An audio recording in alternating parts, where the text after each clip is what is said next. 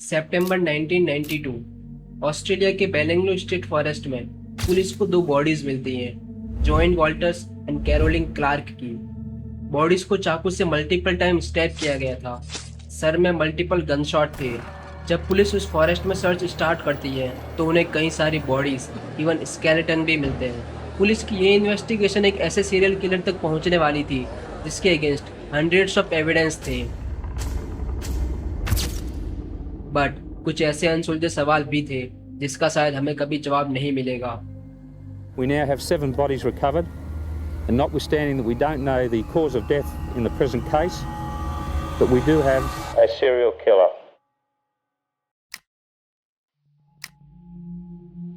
18 अप्रैल 1992 दो young British women 22 साल की जॉइन वॉल्टर्स एंड 21 साल की कैरोलिन क्लार्क दोनों ऑस्ट्रेलिया ट्रैवल करने का प्लान बनाती हैं। पैसे सेव करने के रीजन से वो पब्लिक ट्रांसपोर्ट यूज करने की बजाय हिचाइकिंग का डिसाइड करते हैं। हिचाइकिंग में बेसिकली आप कहीं जाने के लिए लोगों से लिफ्ट मांगते हो, एंड उस दिन जॉइन एंड कैरोलिन भी हिचाइकिंग के लिए लोगों से लिफ्ट मांग रहे थे। कुछ टाइम बाद एक आदमी उनको लिफ्ट देने के लिए अपनी कार रोकता है, एंड जॉइन एंड कैरोलिन उसकी कार में बैठ जाते हैं। बट इस इंसिडेंट के बाद दोनों को किसी ने जिंदा नहीं देखा। महीने बीत गए लेकिन दोनों का कुछ पता नहीं चलता। ऑलमोस्ट 5 महीने बाद 19 सितंबर 1992 साउथ वेल्स के बेलेंगलो स्टेट फॉरेस्ट में लोगों को एक ह्यूमन बॉडी मिलती है, एंड ये ह्यूमन बॉडी जोएन वॉल्टर्स की थी। पुलिस को इन्फॉर्म किया जाता है। वो तुरंत क्राइम सीन पर पहुंचते हैं और आसपास के सारे एरिया में सर्च स्टार्ट करते हैं। जॉइन की बॉडी से कुछ ही दूरी पर पुलिस को एक और बॉडी मिलती है, एंड ये बॉडी कैरोलिन क्लार्क की थी। पुलिस दोनों की बॉडी को ऑटोप्सी रिपोर्ट के लिए भेजते हैं, एंड रिपोर्ट्स के अकॉर्डिंग जॉइन वाटर्स की बॉडी पर ऑलमोस्ट 15 बार स्टैब किया गया था। 4 बार चेस्ट में, 1 बार नेक में एंड 9 बार बैक में, ताकि वो पैरालाइज हो जाए। कैरोलिन क्लार्क के हेड में अलग अलग जगह 10 बार गन से शॉट किया गया था। पुलिस के अकॉर्डिंग किलर ने क्लार्क के हेड को गन शॉट के लिए as a practice target use किया होगा। जॉइन एंड कैरोलिन का मिसिंग केस अब एक मर्डर इन्वेस्टिगेशन में बदल चुका था। पुलिस बेलेंगलो फॉरेस्ट को फिर से सर्च करती है, लेकिन उन्हें कोई और बॉडी नहीं मिलती। पुलिस को लगा कि फॉरेस्ट में जो मिलना है वो उन्हें मिल चुका, बट ये तो बस एक शुरुआत थी ऑस्ट्रेलिया के सबसे बड़े नाइटमेयर के लिए। 5 अक्टूबर 1993, ऑलमोस्ट एक साल बाद बेलेंगलो स्टेट फॉरेस्ट, वही फॉरेस्ट जहां जॉइन एंड कैरोलिन की बॉडीज मिली थी, उसी एरिया में एक लोकल मैन को हड्डियां मिलती हैं। वो तुरंत पुलिस को इन्फॉर्म करता है। पुलिस जब उस लोकेशन पर पहुंचती है तो उन्हें सिर्फ हड्डियां नहीं मिली, वहां 2 बॉडीज थी, James Gibson and डेब्रू Everest.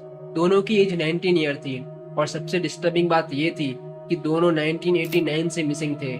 James और डेब्रू भी हिचाइकर्स थे, एंड कॉन्फेस जाने के लिए वो हिचाइकिंग कर रहे थे, लेकिन इसके बाद वो कभी अपनी डेस्टिनेशन तक नहीं पहुंचे।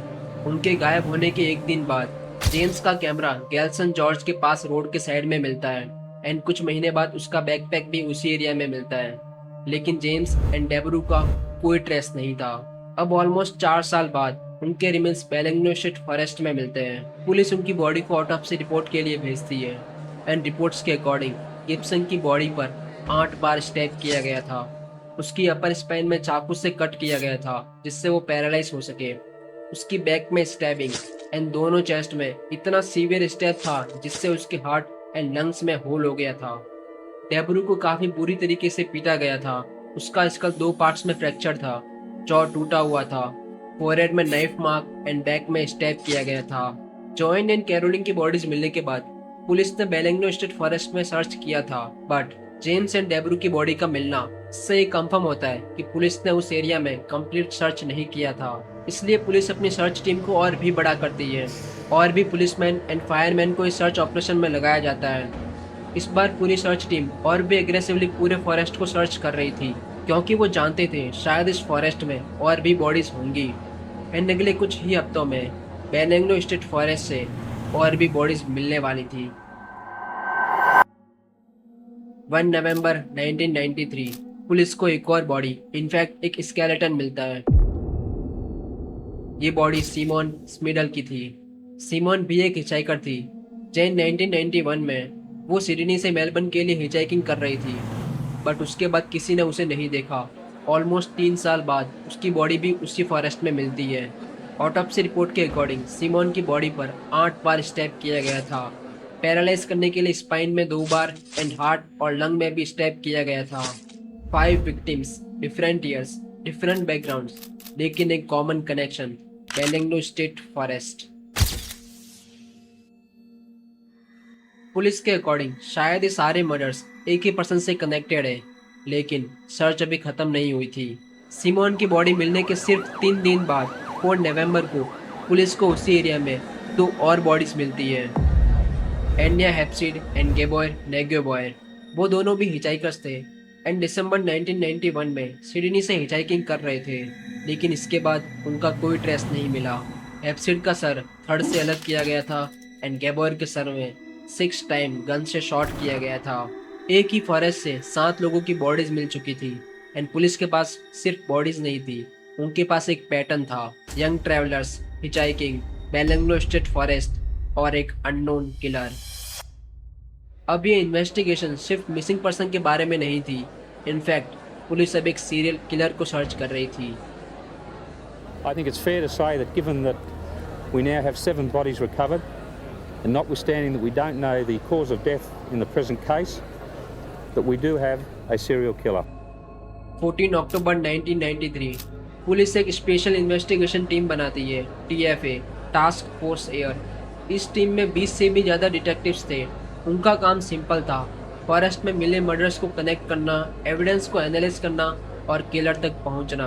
पुलिस के पास हंड्रेड्स ऑफ लीड्स थी, missing person report, car reports and public tips. Her lead को पुलिस चेक कर रही थी, बट पुलिस को डाउट होता है शायद इस केस में एक किलर नहीं मल्टीपल किलर हैं, क्योंकि जिस तरह से विक्टिम्स को different guns and different angle से शॉट किया गया था, ये किसी एक पर्सन का काम नहीं हो सकता। बट पुलिस के पास किसी भी सस्पेक्ट के अगेंस्ट कोई स्ट्रॉन्ग प्रूफ नहीं था। लेकिन इसी दौरान 13 नवंबर 1993 को एक आदमी न्यूज़पेपर में बेलेंग्नो मर्डर्स के बारे में पढ़ता है। उस आदमी का नाम पॉल ओनियन था, वो भी एक हिचाइकर था एंड उसे एक सिमिलर इंसिडेंट के बारे में याद आता है जो उसके साथ कुछ साल पहले हुआ था। 25 जैन 1990 बेलेंग्नो फॉरेस्ट में बॉडीज मिलने से ऑलमोस्ट 3 साल पहले 24 year old Paul onion Australia में एक सिटी से दूसरे सिटी के लिए हिचाइकिंग कर रहा था। तभी एक आदमी उसे लिफ्ट ऑफर करता है। उसने अपना नाम बिल बताया एंड पॉल उसकी कार में बैठ जाता है। शुरू में सब कुछ नॉर्मल लग रहा था, बट जैसे ही बेलेंग्नो स्टेट फॉरेस्ट आने वाला था, बिल अपनी कार रोकता है एंड पॉल की तरफ गन पॉइंट करता है और उसके हाथ में रस्सी भी होती है। पॉल को समझ आ गया था ये एक नॉर्मल रॉबरी नहीं थी, उसके पास सिर्फ एक ऑप्शन था, भागना। इसलिए पॉल कार से बाहर निकलता है और रोड की तरफ तेज भागना स्टार्ट करता है। बिल उसकी तरफ गन फायर भी करता है, लेकिन पॉल किसी तरह एस्केप कर जाता है एंड वो किसी और ड्राइवर से हेल्प लेता है और पुलिस को इन्फॉर्म करता है। उस टाइम पुलिस के लिए ये बस एक नॉर्मल रॉबरी एंड शूटिंग का केस था, लेकिन 3 साल बाद उसी एरिया के फॉरेस्ट में 7 हिचाइकर्स की बॉडीज मिलती है। नवंबर 1993 को जब पॉल न्यूज़पेपर में इस केस के बारे में पढ़ता है, तो वो पुलिस को इन्फॉर्म करता है और उन्हें इस इंसिडेंट के बारे में सारा बताता है। पॉल उस ड्राइवर के बारे में काफ़ी सारी पर्सनल इन्फॉर्मेशन भी बताता है। उसकी डार्क हेयर मूंछें थी, वो एक निशान 4 व्हीलर व्हीकल चला था एंड वो रोड वर्कर था। इवन उसके पास एक गन भी थी। पुलिस इस इंफॉर्मेशन को पुराने क्रिमिनल्स जो रेप एंड असॉल्ट में पहले भी अरेस्ट हो चुके थे उनसे मैच करना स्टार्ट करती है एंड एक नाम सामने आता है, इवान मिलेट। इवान मिलेट 49 साल का था और सिडनी के ईगलवेल एरिया में अपनी फैमिली के साथ रहता था। इवान एक रोड वर्कर था एंड उसे गन्स एंड वेपन्स में काफ़ी ज़्यादा इंटरेस्ट था। पुलिस को पता चलता है कि वो एक निशान 4 व्हीलर व्हीकल भी ओन करता था। लेकिन सबसे इंटरेस्टिंग बात, इवान ने John Walters and Caroline Clarke की बॉडीज मिलने के बाद अपनी कार बेच दी थी। पुलिस उसके वर्क रिकॉर्ड भी चेक करती है एंड फाउंड कि वो उन डेट्स पर काम पर नहीं था जब मर्डर्स हुए थे। पुलिस के अकॉर्डिंग मिलेट पहले भी कई बार अरेस्ट हो चुका था। इवन 1971 में उस पर 2 फीमेल हिचाइकर्स को असॉल्ट एंड रेप के चार्जेस भी लगे थे। ऑल्दो उसे कभी इस केस में सजा नहीं मिली थी, बिकॉज पुलिस के पास उसके अगेंस्ट स्ट्रॉन्ग प्रूफ नहीं थे। बट इस केस में पुलिस के पास स्ट्रॉन्ग एविडेंस थे मिलेट को एक सस्पेक्ट प्रूव करने के, इसलिए पुलिस इवान मिलेट के घर का सर्च वारंट इशू करवाती है। 22 मई 1994 पुलिस इवान मिलेट के ईगल वेल वाले घर पर पहुंचती है। अराउंड 50 पुलिस ऑफिसर्स इस सर्च में शामिल थे। इवान मिलेट को अरेस्ट किया जाता है, लेकिन उस टाइम पुलिस ने उसे 7 मर्डर्स के लिए अरेस्ट नहीं किया था। उस पर 1990 में पॉल ऑनियन पर अटैक से रिलेटेड रॉबरी और वेपन चार्जेस में अरेस्ट किया गया था।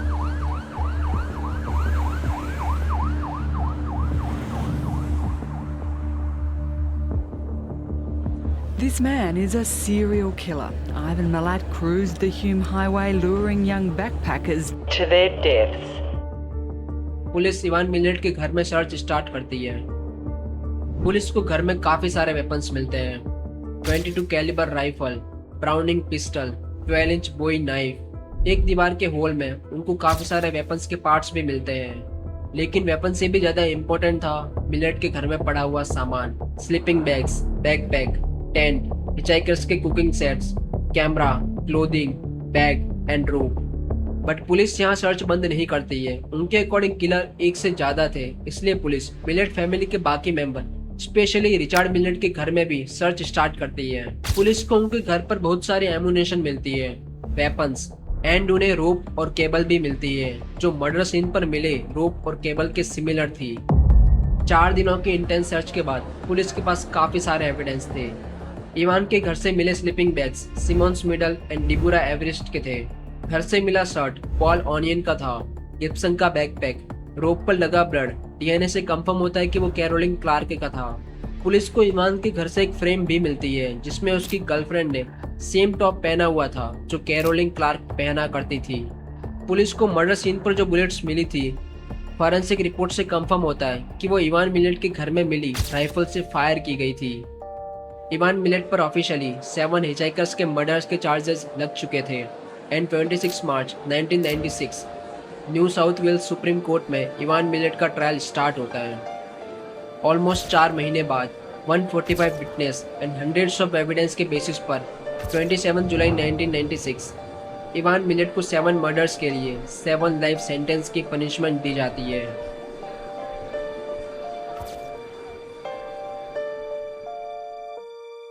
बट मिलेट ने कभी अपने मर्डर्स कन्फेस नहीं किए थे। वो हमेशा अपनी इनोसेंस मेंटेन करता रहा। यहाँ तक कि मिलेट कोर्ट में मल्टीपल अपील भी करता है, लेकिन उसके सारे अपील्स को रिजेक्ट कर दिया जाता है। इसलिए मिलेट एक लेटर में अपनी लिटिल फिंगर को काट कर हाई कोर्ट में सेंड करने का ट्राई करता है। उस लेटर के एंड में उसने साइन के नीचे इनोसेंट भी लिखा था। जब उसकी बात नहीं सुनी जाती तो इवान मेटल ऑब्जेक्ट स्वेलो करके खुद को हार्म करने का भी ट्राई करता था। इस केस में अभी भी 2 अनसुलझे सवाल थे। फर्स्ट ये कि क्या सिर्फ 7 ही विक्टिम थे, क्योंकि उसी टाइम पीरियड में काफी सारे लोगों की मिसिंग रिपोर्ट्स फाइल की गई थी। कुछ केसेस में सिमिलैरिटी थी, इवन कुछ विक्टिम्स हिचहाइकर्स भी थे।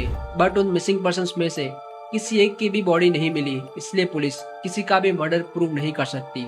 सेकेंड ये कि क्या सिर्फ इवान मिलेट ने ये सारे मर्डर्स किए थे या फिर इसमें कोई और भी इन्वॉल्व था। एक इंटरव्यू में मिलेट फैमिली के 2 मेंबर स्पेशली रिचार्ड को इसके बारे में पूछा जाता है। So, Mr. Richard Milat, can you explain for me, please, the property of the murdered women that was found at your place? I can't explain the property. Well, then- I've been set up by the police before. Well, for a moment, I'll trust you if you tell me. Yeah, well, I can't say. Or would you accept it looks a bit sus then? No, I don't accept that it looks a bit sus. What, that there's the property of murdered women in your garden shed and you reckon it's not sus? How many people have identified this stuff? Well, you wouldn't know how many were murdered?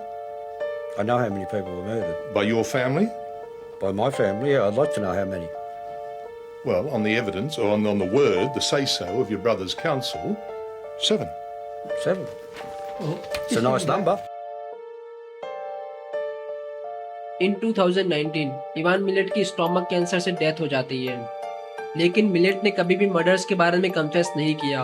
But उसकी mother के according in his last moment उसने सारे murders के बारे में उनसे confess किया था।